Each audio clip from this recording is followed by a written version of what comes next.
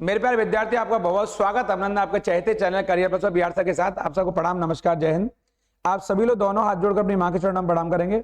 आज मैं आपसे एक ऐसे महत्वपूर्ण विषय पर चर्चा करूंगा, नेशनल इमरजेंसी क्या है, आखिर वो कौन सा कारण है जिसके चलते राष्ट्रीय आपातकाल लगाया जाता है, राष्ट्रीय आपातकाल क्यों लगाए जाते हैं। और मैं आपसे आज जो चर्चा करने वाला हूं एक ऐसे आपातकाल पर जिसने देश को कहीं ना कहीं उस अंधेरे के गर्त में भेज दिया जहां पर लोगों ने आरोप प्रत्यारोप का दौर कई बार लगाया। आप कहेंगे चर्चा आज क्यों हो रही है, मैं इसलिए चर्चा कर रहा हूं आपसे क्योंकि इस समय चुनावों की सरगर्मी चल रही है और कई राज्यों में चुनाव चल रहे हैं। सत्ताधारी पक्ष और विपक्षी पक्ष एक दूसरे पर आरोप प्रत्यारोप लगा रहे हैं। मैं आपको बताऊंगा नेशनल इमरजेंसी कारण कौन कौन से होते हैं और भारत में कितनी बार अब तक राष्ट्रीय आपातकाल लगाया गया है और संविधान में कहां राष्ट्रीय आपातकाल का उल्लेख हुआ है। इसलिए आपको मैं लेके चलूंगा आपको चाहते प्लेटफॉर्म, यही पढ़ाई की पंचायत पर, और मेरी आपसे यही बात होगी। आज का मेरा टॉपिक है आपातकाल। मैं यहां पर आपको राष्ट्रीय आपातकाल पर बात करूंगा, यहां पर आपके इमरजेंसी बात करूंगा, यही मेरा टॉपिक है। इसलिए अंत तक वीडियो बने रहेंगे। इस चैनल को सब्सक्राइब नहीं किया तेजी सब्सक्राइब कर लीजिए, लाइक शेयर करना बिल्कुल नहीं भूलेंगे और अंत तक वीडियो बने रहेंगे। मैं आपको बताऊंगा आखिर कि आपको श्रीमती इंदिरा गांधी जी सामने दिखाई दे रही हैं आपके, मैं यहीं से शुरुआत करूंगा। लेकिन मैं यहां आऊं आप पर उससे पहले थोड़ा सा मैं बताऊंगा आपको कि आखिर जो आपातकाल है उसका उल्लेख संविधान में कहां हुआ है। आपातकाल का उल्लेख, ये वर्ड एक बड़ा डेंजरस सा वर्ड है, लेकिन हमारे संविधान के आचार्यों ने तत्कालीन समय के जो संविधान निर्माता हैं डॉक्टर भीमराव अंबेडकर जी और तत्कालीन समय के जो पुरोधा हैं विद्वान है हमारे पंडित नेहरू, सरदार वल्लभ भाई पटेल, इन सबका जो संविधान सभा में बहुत बड़ा योगदान रहा है। हमारे आदरणीय जो बाद में राष्ट्रपति बने राजेंद्र प्रसाद जी, इन सबका बहुत बड़ा तगड़ा योगदान रहा। आपके सहयोग से जो संविधान तैयार हुआ पूरी संविधान सभा के सहयोग से, तो उसमें आपातकाल के लिए अलग से भाग 18 का उल्लेख हुआ है। यानी आपातकाल का पूरा उल्लेख कहां मिलेगा हमें, भाग 18 में मिलेगा। 3 प्रकार के आपातकाल होते हैं। एक होता है पे नेशनल इमरजेंसी यानी राष्ट्रीय आपातकाल, एक होता है राष्ट्रपति शासन और एक होता है वित्तीय आपातकाल। मेरा यहाँ पर जो आज विश्लेषण है आज का, वो बात कर रहा हूं आपसे राष्ट्रीय आपातकाल पर। यानी मैं इस वीडियो पर जो चर्चा करने वाला हूं वो नेशनल इमरजेंसी पर करूंगा। अंत तक इस वीडियो पर आप लोग बने रहेंगे। मैं आपको आज बताऊंगा कि राष्ट्रीय आपातकाल क्यों लगाया जाता है और भारत में कितनी बार राष्ट्रीय आपातकाल अब तक लगा है। इस भाग 18 में यदि उल्लेख हुआ है तो कहां से इन आपातकालीन प्रावधानों को लिया गया है, तो जर्मनी से लिया गया है। और जर्मनी को पहले क्या कहते हैं, वाइमर गणतंत्र, क्या कहते हैं, वाइमर गणतंत्र, यानी कि ये जर्मनी का पुराना नाम है वाइमर गणतंत्र। तो आपके पेपर में आ सकता है कि आपातकाल जो भारतीय संविधान में शामिल किए गए वो कहां से लिए गए। मैं चर्चा यहां पर करूंगा श्रीमती इंदिरा गांधी जी पर, लेकिन इस पर आने से पहले थोड़ा सा मैं आपातकाल के बारे में आपसे चर्चा कर लेता हूं। मैं आपको बताऊंगा यहां पर कि अगर भारतीय संविधान में इस आपातकाल को 3 आधारों पर लगाया जाता है और वो आपातकाल के 3 आधार अनुच्छेद 352 है एक पहला, वो आर्टिकल 356 है, वो आर्टिकल 360 है। ये 3 आर्टिकल मैंने बताया आपको, 352, 356, 360। मैं आपको 356 और 360 पर एक अन्य वीडियो में आगे चर्चा करूंगा। लेकिन आज का जो मेरा विषय है वो पूरा विषय, और मैं जब तक आपके साथ बना हुआ हूं यहां पर, वो आर्टिकल 352 पर, मैं 352 पर चर्चा कर रहा हूं आपसे, यानी कि राष्ट्रीय आपातकाल पर, जिसे आप नेशनल इमरजेंसी के तौर पर जानते हो। ये आखिर राष्ट्रीय आपातकाल जो लगाया जाता है, तो इस आपातकाल को लगाने के कौन कौन से कारण हैं जिसके चलते इस आपातकाल को लगाया जाता है। तो 3 कारक हैं यहां पर। पहली बात तो आपातकाल 3 कारणों से लगाया जा सकता है। पहला कारण है यहां पर जो इंपॉर्टेंट है वो है युद्ध होने पर, यानी युद्ध वॉर के कारण से लगाया जा सकता है। दूसरा है बाह्य आक्रमण, बाह्य माने होता है एक्सटर्नली अटैक, बाह्य आक्रमण के चलते ये आपातकाल लगाया जाता है। तीसरा है आंतरिक अशांति, ये वाला वर्ड है इंटरनली डिस्टर्बेंस। इसको सब लोग आप लोग नोट डाउन कर लें क्योंकि ये एग्जाम के लिए बहुत इंपॉर्टेंट है। हमारे एग्जाम में अक्सर पूछा जाता है कि आपातकाल कितने आधारों पर लगाया जाता है। तो आपके लिए इंपॉर्टेंट है युद्ध के वॉर के आधार पर, बाह्य आक्रमण एक्सटर्नल अटैक के आधार पर, इंटरनल डिस्टर्बेंस के आधार पर। यद्यपि आंतरिक अशांति शब्द को अब हटा दिया गया है। आप सर्च करते रहिए कमेंट बॉक्स में, तेजी से लिख के मुझे बताइए कि आंतरिक अशांति शब्द को किस वर्ष हटाया गया और इस वर्ड के स्थान पर हमें जो दूसरा वर्ड मिला उस वर्ड को कहते हैं सशस्त्र विद्रोह। क्या कहते हैं, सशस्त्र विद्रोह शब्द कहते हैं। आर्म्ड रिबेलियन, जो बच्चे हमारे अंग्रेजी वाले विद्यार्थी हैं इंग्लिश मीडियम के, वो लिख लेंगे, उस वर्ड का नाम है आर्म्ड रिबेलियन। इस वर्ड को किस वर्ष जोड़ा गया, आप लोग सर्च करते रहिए और कमेंट बॉक्स में तेजी से मुझे लिख के बताइए कि ये आंतरिक अशांति वर्ड के स्थान पर सशस्त्र विद्रोह यानी आर्म्ड रिबेलियन कब जोड़ा गया है। आप देखते रहिए इसको। तो अब तक हमारे देश में 3 बार राष्ट्रीय आपातकाल लग चुका है, यानी 352 की घोषणा, अनुच्छेद 352 की घोषणा, आर्टिकल 352 की घोषणा अब तक 3 बार हो चुकी है। 3 आधार हैं इसके और 3 बार इस आपातकाल को लगाया जा चुका है। मैं आपको पुनः वहीं लेके जाऊंगा थोड़ा सा कि इस आपातकाल को अब तक हमारे यहाँ कितनी बार लगाया गया है। तो आप 3 बार, वर्ष 1962 में पहली बार, दूसरी बार वर्ष 1971 में और तीसरी बार वर्ष 1975 में।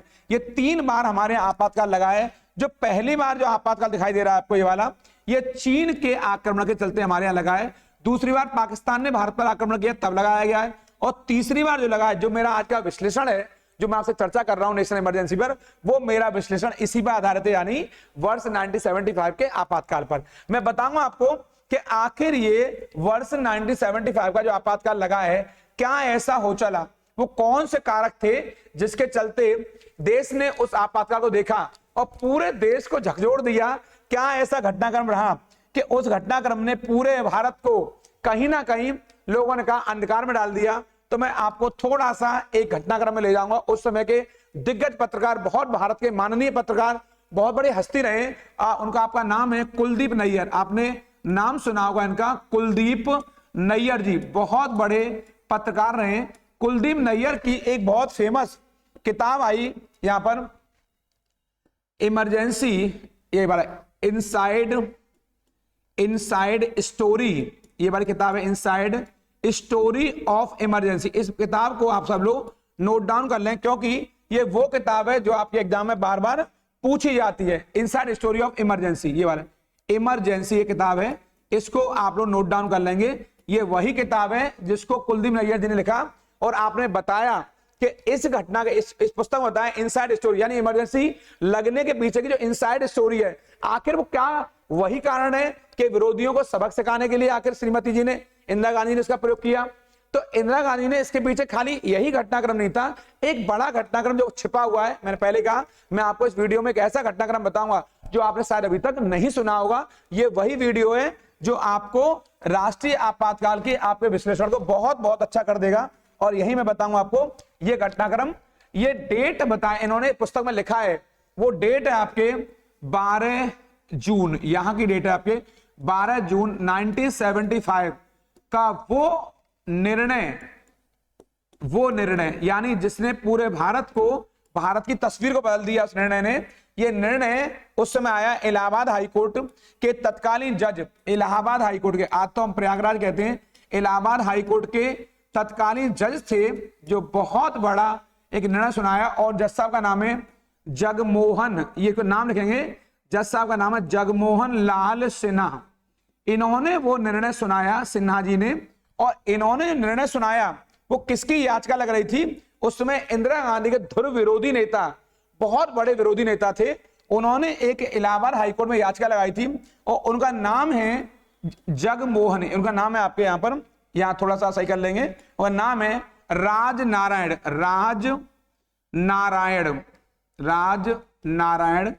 इन्होंने, राजनारायण जी ने एक याचिका लगाई आपके, और इन्होंने कहा इंदिरा गांधी ने जो चुनाव जीता है इस घटनाक्रम से पहले, उसमें गलत संसाधनों का प्रयोग किया, उन्होंने प्रधानमंत्री पद की शक्तियों का दुरुपयोग किया है और उन्होंने चुनावों में धांधलीबाजी की है, और उन्होंने चुनाव जीता है वो गलत संसाधनों का प्रयोग करके, अपने पावर का इस्तेमाल करके जीता है। जगमोहन जो तत्कालीन समय के आपके न्यायाधीश हैं इलाहाबाद हाईकोर्ट के, इन्होंने 12 जून, आपको इस डेट को थोड़ा याद कर लेना है, 12 जून को, इसे भूलना नहीं है, वही डेट है जहां इस घटनाक्रम में एक महत्वपूर्ण निर्णय आया। और वो निर्णय यह रहा कि कहीं ना कहीं इंदिरा गांधी को अयोग्य घोषित कर दिया गया, यानी उनका निर्वाचन है वो रद्द कर दिया गया और 6 वर्ष के लिए उन्हें अयोग्य घोषित कर दिया। और उनका निर्वाचन था कहां से, रायबरेली से, उनका निर्वाचन है वो रद्द कर दिया गया कि आपने वास्तव में अपनी शक्ति को दुरुपयोग किया है। और एक और उनका निर्वाचन रद्द हुआ और दूसरी ओर 6 वर्ष के लिए अयोग्य घोषित कर दिया, अर्थात आप 6 वर्ष तक भारत में किसी भी क्षेत्र से किसी भी पद के लिए कोई चुनाव नहीं लड़ सकते, ना एमएलए के लिए ना एमपी के लिए। और आप जानते हैं जब आप एमपी ही नहीं होंगे तो प्रधानमंत्री कहां से बनेंगे। ये वही समय था जब कहीं ना कहीं इंदिरा गांधी मजबूर थी ऐसे गतिविधि को अंतिम रूप देने के लिए। यहां पर जो कुलदीप नैयर जी ने जो अपनी पुस्तक लिखी है, मैंने बताया आपको इनसाइड स्टोरी ऑफ इमरजेंसी, यानी आपातकाल के पीछे की कहानी, जो इनसाइड असली स्टोरी है, उन्होंने इसको उल्लेखित किया है कि कहीं ना कहीं इंदिरा गांधी को अयोग्य घोषित किया जाना, उनके निर्वाचन को रद्द किया जाना, जो रायबरेली सीट से वो एमपी हुआ करती थी, कहीं ना कहीं इसके पीछे बड़ा घटनाक्रम ये भी था। लेकिन मैं आपको बताऊं, आपको तत्कालीन समय में जब इसकी घोषणा हुई यहां पर, तो वो कहीं ना कहीं आपके वो ये शो कर रहा था इस बात को। इंदिरा गांधी जी ने उस समय के तत्कालीन राष्ट्रपति, आपको अगर नाम याद आ रहा हो तो राष्ट्रपति का नाम फखरुद्दीन अली अहमद है। क्या नाम है उनका? फखरुद्दीन अली अहमद तत्कालीन राष्ट्रपति हैं ये।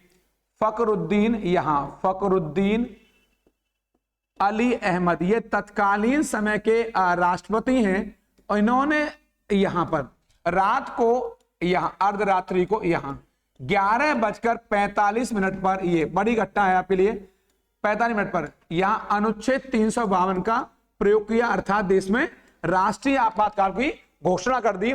और वो डेट है जो बहुत ज्यादा बड़ी डेट है, उस डेट को आपको यहां करना है।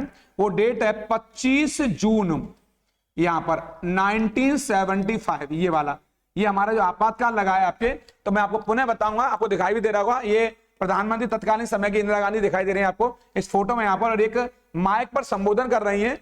यहां 25 जून, ये आपको शायद दिखाई दे रहा होगा, 1975, इसको नोट डाउन करेंगे। ये 1975 की बात है और यहां घोषणा हुई इसकी। और ये आपके कब तक रहा है आपातकाल? 21 मार्च, इतना लंबा जाएगा ये, 21 मार्च 1977, यानी यहां तक जाएगा। यानी जो आपातकाल लगाया है, ये आपातकाल का कारण है वो क्या है? वो आंतरिक अशांति। क्या कारण है उसका? ये आधार बनाया है इसका, आंतरिक अशांति। ये आप लोग इसको नोट डाउन कर लेंगे। आंतरिक अशांति के आधार पर यहां पर अब तक देश में एक ही बार आपातकाल लगाया है, आंतरिक अशांति के आधार पर।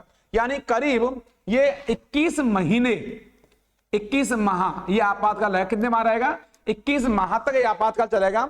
आप जानते हो एक बात को, इस आपातकाल के दौरान जब फखरुद्दीन अली अहमद ने रात को 11:15 बजे इसकी घोषणा कर दी कि देश में आंतरिक अव्यवस्था है, चारों ओर भूचाल आया हुआ है, जैसे ही आपातकाल की घोषणा की तो प्रधानमंत्री जी ने सुबह यानी 26 तारीख को ऑल इंडिया रेडियो के माध्यम से, ये दिखाई दे रहा है आपको, यहां से इन्होंने देश के नाम संबोधन किया।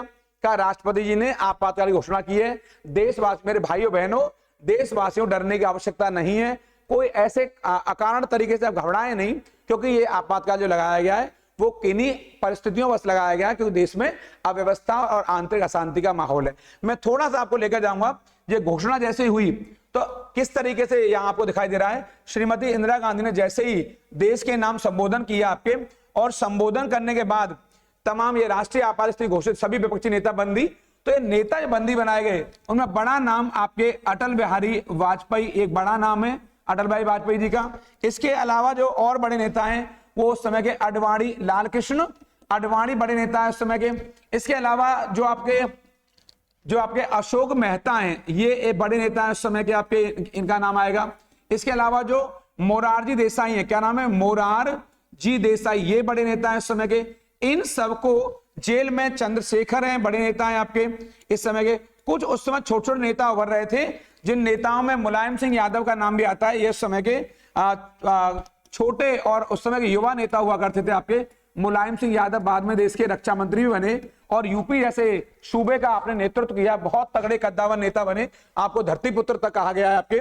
और लालू प्रसाद यादव जैसे नेता भी इसी राष्ट्रीय आपातकाल की देन माने जाते हैं। लालू प्रसाद यादव, ये मैंने दो घटनाक्रम बताए, ये सब उस समय छोटे कद के नेता हुआ करते थे। बाद में इन्होंने देश की राष्ट्रीय राजनीति में बड़ी भूमिका निभाई है। मैं आपको एक बड़ा नाम बताऊंगा यहाँ पर, एक जो बड़ा नाम यहाँ पर यह है, क्योंकि इसके पीछे बहुत सारे कारण दिए गए हैं। एक नाम आएगा जयप्रकाश नारायण का। ये बहुत तगड़ा नाम है, क्योंकि बिना जयप्रकाश नारायण के इस आपातकाल में बात करना बेईमानी है। ये वही जयप्रकाश नारायण है जो बिहार से संबंधित हैं और बिहार के बहुत बड़े नेता। आप गांधीवादी नेता हैं। कैसे नेता हैं? पहली बात तो आप गांधीवादी नेता हैं, आपकी विचारधारा गांधीवाद पर आधारित है। आपने देश में इंदिरा गांधी के विरुद्ध बिगुल बजाया और बिहार से रैली निकाली दिल्ली के रामलीला मैदान तक। आप हद तो उस समय हो गई जब आपने ये था, यहां तक का तो ठीक है कि देश में इंदिरा हटाओ देश बचाओ, आपने नारा दिया गया इस समय, इंदिरा हटाओ देश बचाओ, ये नारा था, इंदिरा हटाओ देश बचाओ, ये नारा था, इंदिरा हटाओ देश बचाओ का नारा दिया गया उस समय। और ये नारा जो आया वो नारा आया जयप्रकाश नारायण की, ये महत्वपूर्ण वर्ड है आपके लिए जिसको आप याद करेंगे, संपूर्ण क्रांति के अंतर्गत, अर्थात संपूर्ण क्रांति की बात किस नेता ने करी है, तो आप बताएंगे, जो आपके एग्जाम के लायक बात है। संपूर्ण क्रांति की बात करने वाला नेता और कोई नहीं बल्कि जयप्रकाश नारायण। आपको क्वेश्चन आएगा, आपने बहुत सारी क्रांति सुनी होंगी, अगस्त क्रांति सुनी है, असहयोग आंदोलन सुना है, चंपारण सत्याग्रह सुना है, भारत छोड़ो आंदोलन सुना है, बहुत सारे घटनाक्रम सुने, लेकिन आपने संपूर्ण क्रांति की बात बहुत कम सुनी होगी। संपूर्ण क्रांति का नारा आचार्य जयप्रकाश नारायण द्वारा दिया गया। ये गांधीवादी नेता है, इन्होंने कहा इंदिरा हटाओ देश बचाओ, जबकि इंदिरा गांधी ने कहा कि गरीबी हटाओ और देश बचाओ, विरोधाभास चल रहा था। आपको जानना चाहिए आपातकाल में क्या क्या होता है, वो मैं आपको आगे बताऊंगा। और ये जो नेता है, सब नेताओं को ठूस दिया गया, जितने विरोधी नेता थे उन्हें रात को उठा लिया गया। मैंने कहा 25 जून 1975 की बात है, इन सभी नेताओं को जेल में ठूस दिया गया। और इन नेताओं को इतना अधिक बड़े पैमाने पर इनकी, मैं कहूंगा इनकी पिटाई नहीं लगाई गई है, पिटाई नहीं, इनकी कुटाई लगाई गई, मेरी भाषा में कुटाई लगाई गई है, ये कुटाई थी, कुटाई लगाई गई, अर्थात ये इनके साथ इतना बड़ा अत्याचार था उस समय, अर्थात इनको पीटा गया, पीटने के बाद जब बेहोश हुए तो पानी के छींटे मारे गए इन पर, फिर होश में लाया गया, फिर पिटाई की गई, फिर बेहोश हो गए मार खाते खाते, फिर पिटाई की गई, अर्थात इन पर अत्याचार ढाए गए, बड़े पैमाने पर बंदी बनाकर जेल में ठूसा गया, विरोधियों की आवाज को कुचला गया। मैं कहूंगा यहाँ पर कहीं ना कहीं भारतीय लोकतंत्र की यहाँ मौत हुई। यहाँ पर भारतीय स्वतंत्रता है, उस स्वतंत्रता की मौत हुई। आप जानते हैं जब आपातकाल लगता है तो सबसे पहले भारतीय संविधान का कौन सा आर्टिकल, सबसे पहले भारतीय संविधान का अनुच्छेद 19 निलंबित हो जाता है। यानी 19 का मतलब होता है बोलने का अधिकार, सम्मेलन का अधिकार, संघ बनाने का अधिकार, भ्रमण करने का अधिकार, व्यापार का अधिकार, ये सब छीन लिए जाते हैं। यानी 19 का सबसे पहले निलंबन होता है।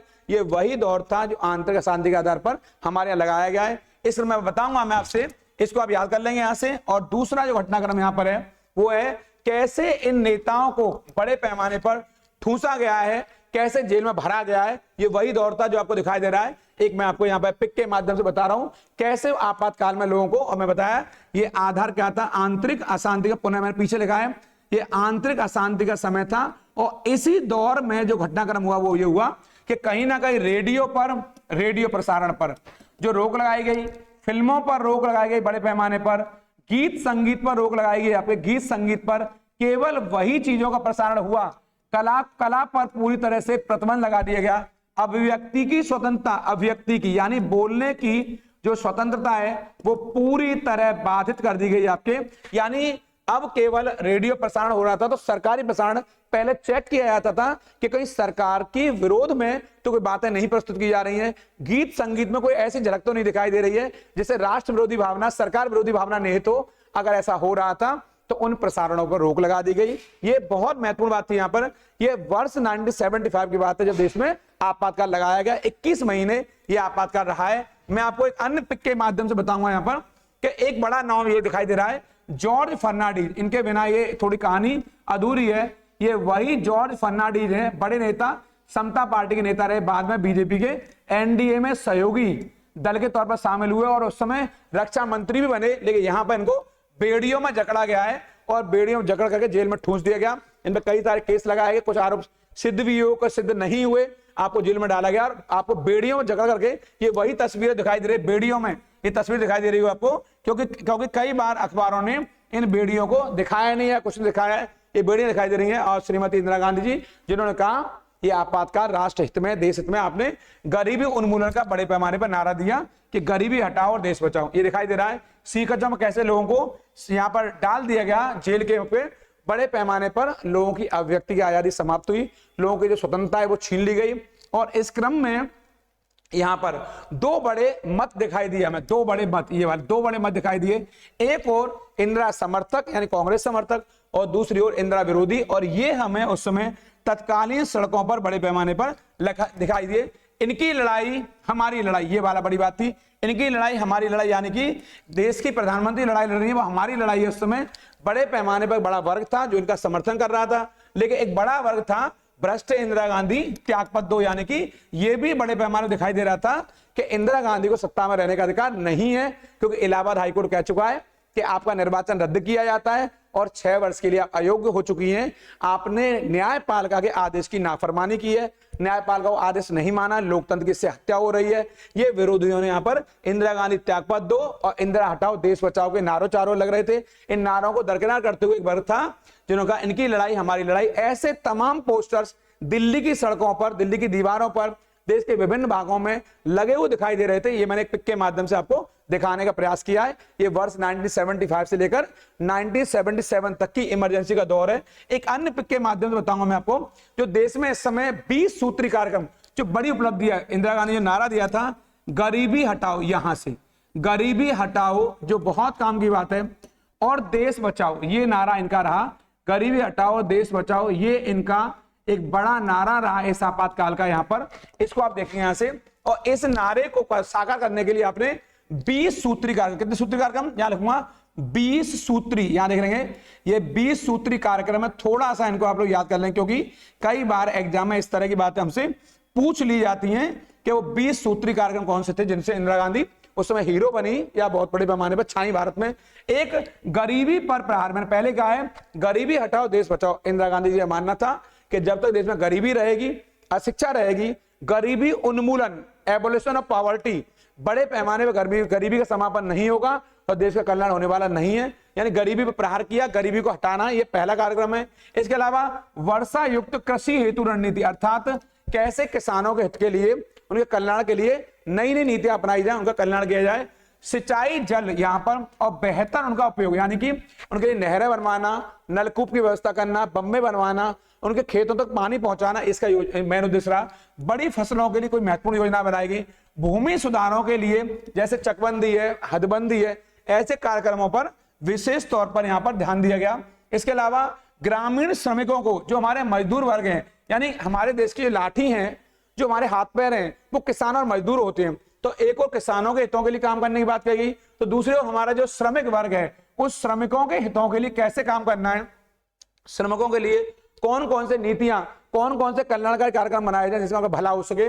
इसके अलावा स्वच्छ पेयजल, आप पहले जानते हैं बेहतर स्वास्थ्य नहीं होगा तो आप बेहतर कार्य नहीं कर पाएंगे। स्वास्थ्य से यानी पेयजल सेवा पर विशेष ध्यान दिया गया। सभी के लिए स्वास्थ्य यानी कि health for all, health for all यानी कि सभी के लिए बेहतर स्वास्थ्य दिया जाए। वर्तमान में आयुष्मान योजना चल रही है, कहीं ना कहीं इससे प्रेरित रही होगी या उसका मोदी जी का वो नया विजन हो यहाँ पर, लेकिन सबके लिए स्वास्थ्य की बात इस 20 सूत्री कार्यक्रम में यहाँ की गई है। इसके अलावा 2 बच्चों का मानदंड, यानी कि कहीं ना कहीं बढ़ती हुई जनसंख्या पर एक बड़ा प्रहार करने का भी प्रयास किया गया है। वो वर्ष 1975 की इस इमरजेंसी में जो 77 तक रही है यहाँ पर, यानी करीब ये इमरजेंसी 21 माह तक रही। मैं पुनः फिर बता रहा हूं आपको बार बार, इतने दिन तक रही है। इस इमरजेंसी में बढ़ती हुई जनसंख्या पर एक रोष प्रकट किया गया कि 2 बच्चों तक इसको सीमित किया जाए। हम 2 हमारे 2 होगा तो हमारा परिवार स्वस्थ रहेगा। इसके अलावा शिक्षा का विस्तार, में पहले कहा है शिक्षा बिना समाज हमारा अधूरा है और शिक्षा बिना समाज हमारा सुस्त और सोया हुआ है। SC ST और जो OBC वर्ग के लोग हैं यहाँ पर, जो अदर बैकवर्ड वर्ग लोग हैं आपके यहाँ पर, इसके अलावा जो OBC भी थे इसमें, इसके अलावा माइनॉरिटी समुदाय के लोग भी हैं यहाँ पर आपके, इनको भी शामिल किया गया था। यानी अनुसूचित जाति और अनुसूचित जनजाति वर्ग के लोगों के लिए कल्याण की भावनाएं निहित थी यहाँ पर। इसके अलावा महिलाओं के लिए समानता, जब तक हमारी मातृशक्ति को, जब तक हमारी माता बहनों को सशक्त नहीं किया जाएगा, मजबूत नहीं किया जाएगा, एम्पावर नहीं किया जाएगा, तब तक हमारे समाज का भला होने वाला नहीं है। जब तक समाज में इन्हें सहभागिता नहीं दी जाएगी, समानता का दर्जा नहीं दिया जाएगा, समाज हमारा वंचित रहेगा, समाज हमारा कमजोर रहेगा। मातृशक्ति को मजबूती पर महिलाओं के लिए नए अवसर, यानी कि उनको भी रोजगार के अवसर उपलब्ध कराए जाए, ये इसमें शामिल था 20 सूत्री में। इसके अलावा आप देख रहे होंगे लोगों के लिए आवास, अभी देख रहे हो आप लोग हमारे यहाँ हाउस फॉर ऑल, सबके लिए आवास योजना चल रही है प्रधानमंत्री जी की। यहां पर भी हर किसी के लिए पक्के आवास की बात कही गई है इन 20 सूत्री कार्यक्रमों में। इसके अलावा मलिन बस्तियों, यानी जो गंदी बस्ती पड़ी रहती है, स्लम एरिया है, उनको बेहतर बनाया जाएगा, उनके बेहतर मानक बनाए जाएंगे। इसके अलावा वानिकी के लिए नई रणनीति, यानी कि फॉरेस्ट, जो हमारी फॉरेस्ट्री पॉलिसी है, वन्य जीवों के लिए और वनों को बढ़ोतरी देने पर बल दिया गया है कि बेहतर वन होंगे तो पर्यावरण को बेहतर सुरक्षा मिलेगी। हमारा पर्यावरण बेहतर होगा तो हमारा स्वास्थ्य ऑटोमेटिक अच्छा होगा, समाज हमारा अच्छा बनेगा।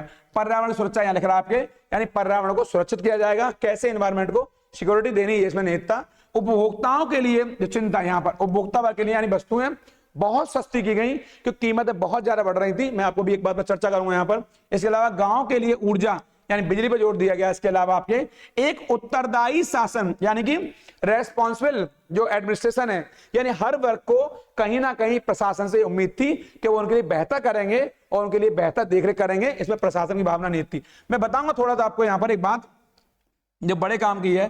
वर्ष 1971 में 1971 में यहां पर हमारा पाकिस्तान से युद्ध हुआ। इस युद्ध ने कहीं ना कहीं भारत की जो अर्थव्यवस्था है उसको कमजोर किया इस युद्ध ने आपके। इसके अलावा 1971 से लेकर के यहां पर और अन्य आने वाले वर्षों में, कुछ आने वाले वर्षों में हमें जो तेल की कीमत है, तेल संकट बोलते हैं, तेल की कीमतें बड़े पैमाने बढ़ गई आपके। इसके अलावा जो हमारे यहाँ जो सूखा पड़ा, उस सूखा पड़ा देश के अंदर, इस सूखे ने प्रभावित किया।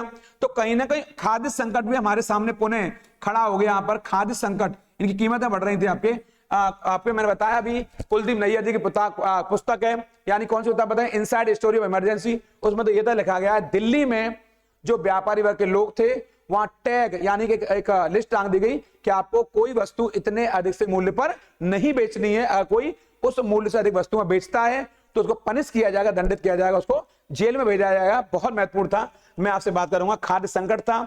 ये सब बहुत सारे कारण थे जिन्होंने इस आपातकाल के लिए इन्हें प्रेरित किया होगा। मैंने नाम बताया फखरुद्दीन अली अहमद, तत्कालीन समय के राष्ट्रपति। आपके एग्जाम के लिए फखरुद्दीन मैंने लिख दिया पीछे भी और पुनः फिर लिख रहा हूं, फखरुद्दीन अली अहमद तत्कालीन समय के राष्ट्रपति जिन्होंने इस आपातकाल को मंजूरी दी, और तत्कालीन समय के प्रधानमंत्री इंदिरा गांधी जिन्होंने इसको यहां से आरंभ किया।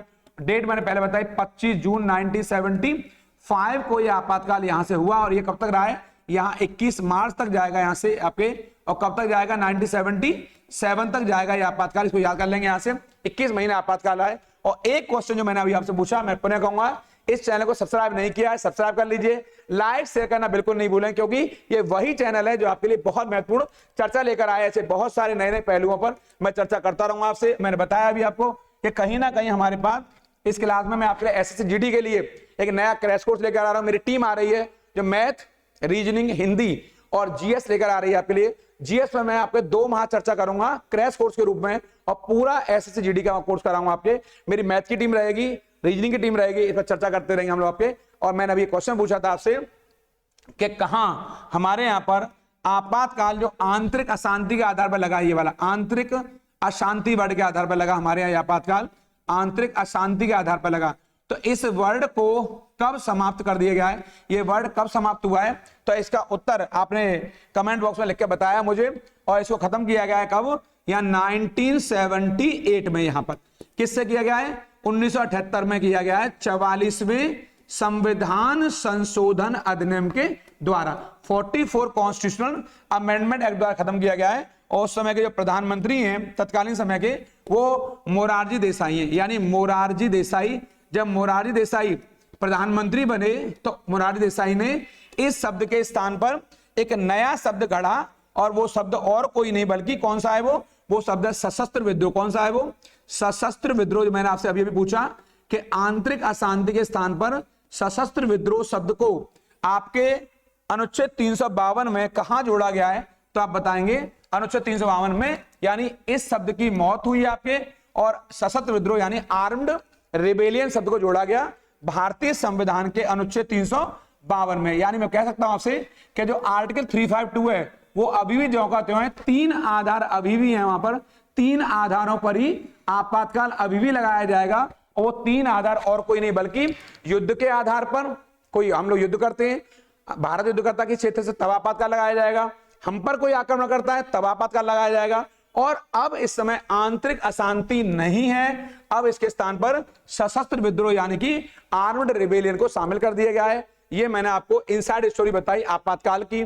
इसमें कहीं ना कहीं आप पूछेंगे सर आपका क्या मानना है, क्या ये आपातकाल जरूरी था, तो मैं कम वर्ड में बताऊंगा। ये आपातकाल जरूरी हो सकता था, लेकिन फिर भी इस आपातकाल के स्थान पर एक वैकल्पिक रास्ता अपनाया जा सकता था। वो रास्ता था इन कीमतों को सही करने के लिए, व्यवस्था बनाने के लिए। आपातकाल के स्थान पर आपको विरोधियों को सबक सिखाना था, तो और सारे माध्यम हो सकते थे, लेकिन इस तरह लोकतंत्र में कहीं ना कहीं आजादी को छीनना, ये आजादी के बाद बहुत बड़ा एक आघात था। स्वतंत्रता को छीनना, लोगों की अभिव्यक्ति को छीनना, ये बहुत बुरी बात थी आपके, क्योंकि इस आपातकाल में कहीं ना कहीं एक दुष्प्रभाव पड़ा। इसलिए मैं बताऊंगा, एक अन्य वीडियो में आपको फिर मिलूंगा। लगातार इस चैनल पर बने रहिए, सब्सक्राइब करना बिल्कुल नहीं भूलेंगे, लाइक शेयर करना बिल्कुल तुरंत कर दीजिए। आपको एक अन्य वीडियो पर मिलूंगा आपसे, उन लोगों का जरूर ख्याल रखिए जो आपका ख्याल रखते हैं। प्रणाम, नमस्कार।